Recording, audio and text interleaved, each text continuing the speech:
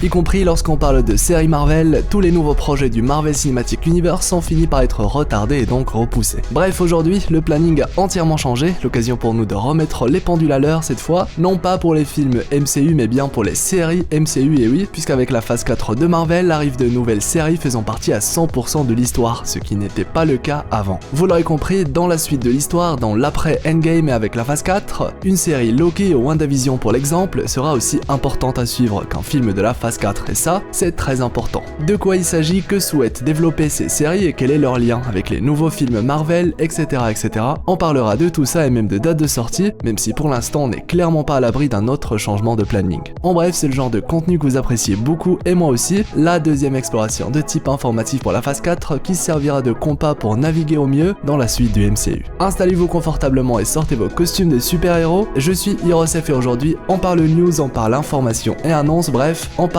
des nouvelles séries Marvel. Bon visionnage.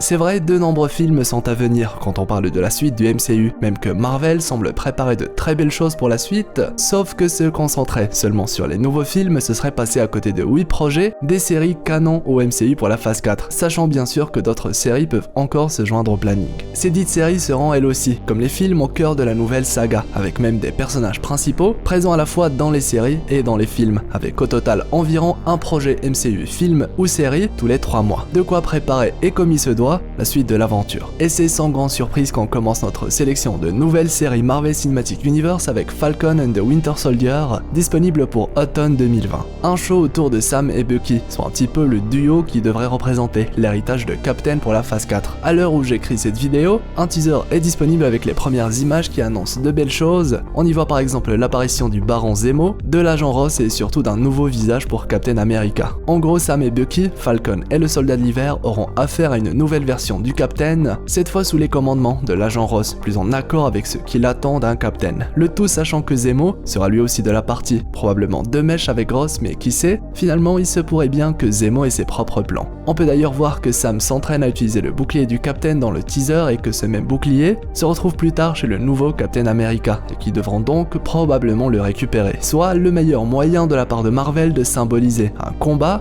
dans lequel Sam et Bucky devront récupérer l'essence de ce qu'est vraiment Captain America, entre autres à travers son bouclier. Bref, le moyen de nous dire que Sam et Bucky sont bel et bien les héritiers de Captain America, comme le suggère assez bien le final d'Avengers 4. A noter que pour l'instant, on ne sait pas encore si Sam et Bucky seront importants pour la phase 4 et pour la suite en général, ou si la série sert seulement à clore définitivement le chapitre dédié au Captain. En tout cas, une chose est sûre, le vrai Captain lui est techniquement toujours vivant, du coup il est censé toujours d'une manière ou d'une autre faire partie de l'équation. S'ensuit alors l'une des séries les plus attendues par les fans, une série qui cette fois est directement liée à un film de la phase 4, Doctor Strange 2, puisque Wanda, alias Scarlet Witch, fait partie des deux projets. Disponible d'après les dernières nouvelles en décembre 2020, la série WandaVision c'est l'occasion pour Marvel d'explorer toute la colère et la folie de Wanda après le décès de Vision. Après tout, et on le sait, le lien qu'avaient ces deux personnages était assez spécial, d'autant plus que les deux personnages avaient tous les deux eu des pouvoirs liés à la gemme de l'esprit. Vision lui doit même la vie d'une certaine manière.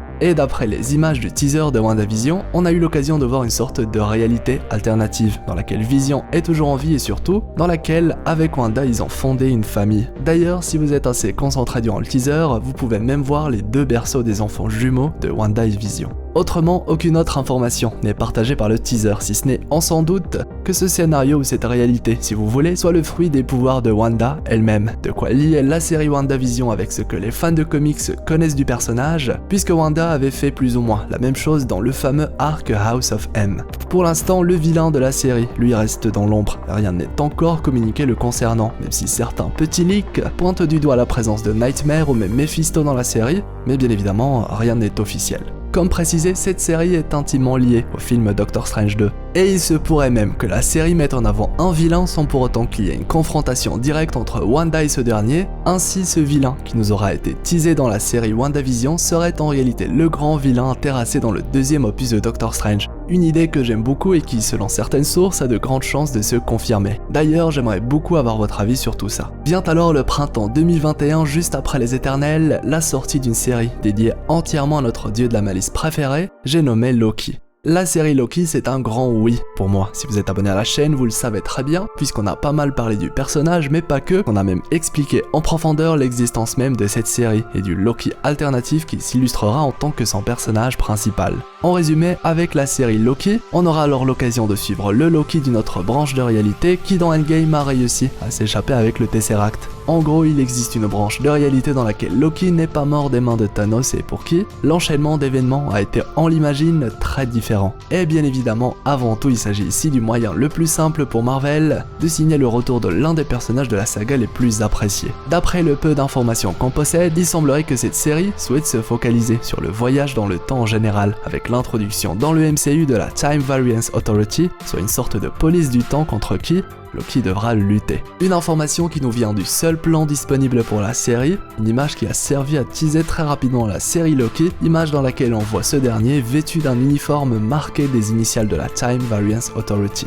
Voilà. Il est bien sûr encore tôt pour confirmer quoi que ce soit, mais Marvel a précisé à de nombreuses reprises que Loki aura une importance capitale dans cette phase 4 MCU. On pourrait alors le revoir dans Thor 4 ou qui sait, dans d'autres nouveaux films Marvel. A noter aussi qu'une version féminine de Loki sera également de la partie pour cette série tant attendue. Après la série Loki, le rendez-vous est fixé pour l'été 2021 avec la série What If. Unique dans son genre parmi les autres séries de la phase 4, What If sera une série animée où il sera question de réécrire les histoires des super-héros que l'on connaît sur base d'intrigues uchroniques ou en utilisant le concept des univers parallèles si vous voulez. Ainsi, tous les événements et les Avengers que l'on connaît ne seraient plus les mêmes grâce au concept du What If. A savoir donc, et si Black Panther était en réalité Doctor Strange, et si Spider-Man n'avait jamais rencontré Tony Stark, etc. etc. Des exemples parmi tellement d'autres. Des épisodes avec des histoires réécrites par rapport aux personnages que l'on connaît, et surtout, des épisodes uniques et originaux qui n'auront normalement pas de suite. En gros, chaque épisode est indépendant. Pour l'instant, on a eu l'occasion d'avoir quelques infos sur certains épisodes de la série, qui en comptera 10 pour la première saison. On sait par exemple qu'un épisode tournera autour de Peggy Carter, qui serait le Captain America de sa réalité, ou encore un autre épisode avec T'Challa, le Black Panther, qui incarnera cette fois le personnage de Peter Quill. Bien sûr, il est encore difficile de savoir si cette série fera partie intégrante du MCU, même si un certain Doctor Strange 2 a de fortes chances de mettre en avant l'existence des mondes parallèles et des réalités alternatives, ce qui d'une certaine manière donnera beaucoup plus d'importance à la série What If, même si elle ne se déroule pas dans notre réalité principale. Après What If, c'est le retour à l'intrigue principale du MCU avec Hawkeye, prévu pour l'automne 2021. Et pour Hawkeye et les autres séries d'ailleurs, force est de constater qu'on ne possède pas tant que ça d'informations les concernant, si ce n'est que ces séries seront un petit peu le moyen de mettre en avant de nouveaux héros, même des héritiers pour certains. Avec Hawkeye, on aura du coup l'arrivée d'un nouveau combattant à l'arc, probablement Kate Bishop, et c'est un petit peu tout, puisqu'il est encore tôt pour en savoir quoi que ce soit. Logique. Du côté des autres nouveaux héros des projets séries, c'est courant 2022 que ça se passe d'après les dernières news, avec des séries comme She-Hulk, Miss Marvel et un certain Moon Knight très hypant, qui serait une sorte de Batman made in MCU, même si dans le fond c'est bien sûr très différent. Pour She-Hulk, eh bien c'est Hulk au féminin cette fois, avec qui sait la présence de Banner dans l'intrigue. En tout cas pour l'instant, seule la moitié des nouvelles séries de la phase 4 ont été présentées, avec quelques images, là où pour les autres, on a seulement un nom, au mieux un logo. Mais en général, le mot d'ordre semble être héritage du coup, ça reste des shows très cool à suivre et qui ont, je le rappelle, une grande chance d'être liés aux autres films de la phase 4. Sachant bien sûr que chaque série sera après un film MCU, soit le meilleur moyen pour Marvel d'avoir un gros planning durant toute l'année, avec énormément de contenu. Mais du coup, selon vous, est-ce que cette stratégie est bonne ou pas tellement que ça? Quelles sont les séries qui vous hype le plus et pourquoi, et surtout, quels sont les personnages que vous avez hâte de revoir dans cette phase 4 tant attendue? À vos claviers, l'espace commentaire est là pour ça.